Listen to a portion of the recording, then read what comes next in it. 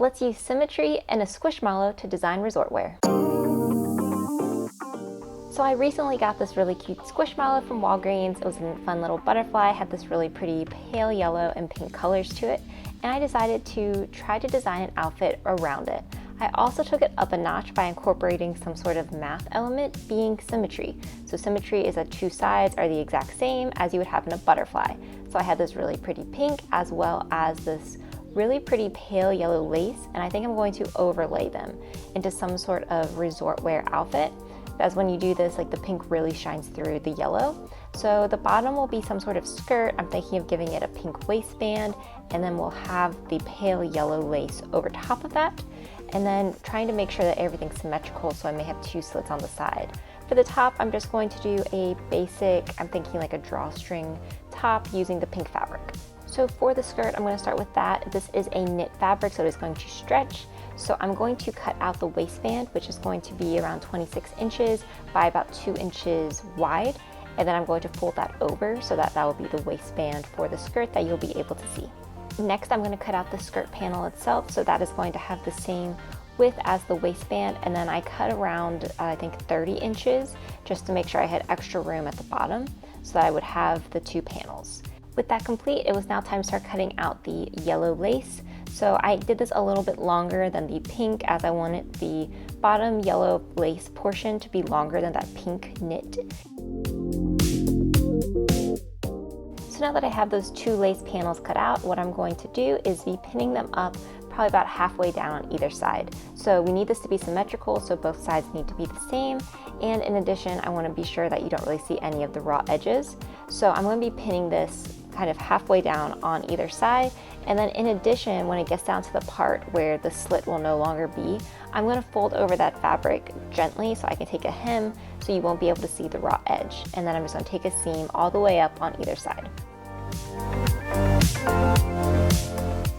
So now it is time to start working on the waistband. So I take my piece that I cut earlier and I'm going to be pinning one of the shorter sides. So I'm folding this basically hot dog style on itself and then pinning all the way down. Now for this fabric, since it's a knit, I did have to get the special ballpoint needles, and I'm going to be using around, I think it's the 80-12, but you can always check the back of the needle package to make sure that you use the correct needle. In addition, I did do a zigzag stitch so that this would be able to stretch. So now I have the yellow lace done, I have the waistband done, so now it's time to work on the pink knit. Very similarly to how I did the yellow lace, I'm going to be pinning along the sides for the pink knit and just taking a seam all the way down. So now that I have my pink knit skirt portion done, I also have my yellow lace portion done, I'll be able to put my pink fabric into my yellow overlay of the skirt and we'll be able to kind of stitch that up. In addition, I also have the waistband done, so now it's really time to start the finishing touches of the skirt. So I went through and put the pink into the yellow and pinned that up, and I'll basically just be taking a really quick stitch around to hold it in place. In addition, I'm going to finish off the waistband on the one side that we had to pull through. So here is what our skirt looks like so far. The pink and yellow go really well, and now it's just time to add the waistband. So with right sides together, I pinned the waistband onto the skirt portion. I'm just going to take a seam all the way around. So now the skirt is done, I can work on the top. So I took a white knit top that I had and folded over the pink fabric, and I'm just going to trace out this top. For the front of the top though, I am going to cut it in half as I kind of want to do this drawstring effect. So I'm going to go ahead, cut out the different pieces of the fabric. Stuffing was of course helping the entire time, and then I also cut out some fabric and folded it over itself to make the drawstring using that pink material. And then I'm going to pin up the pink material at the shoulders to get the shoulder seam done. So here is my completed top so far. The shoulder seams are done.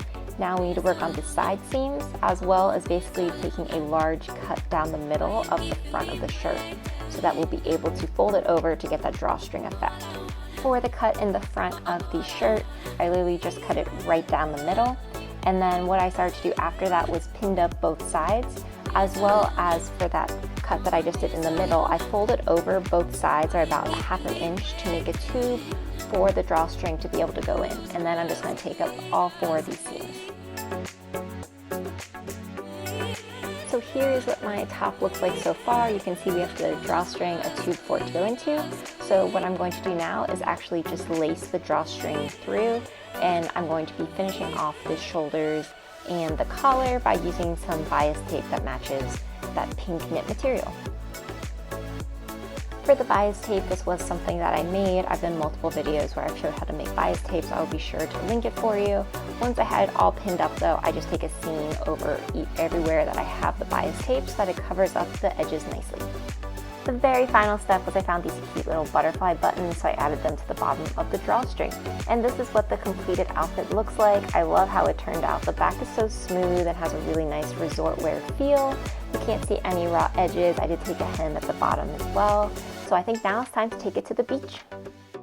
So for symmetry, I'd give this a 9 out of 10 since my drawstring's not exactly even, but I hope you loved this video as much as I did. If you want to see more, be sure to like and subscribe.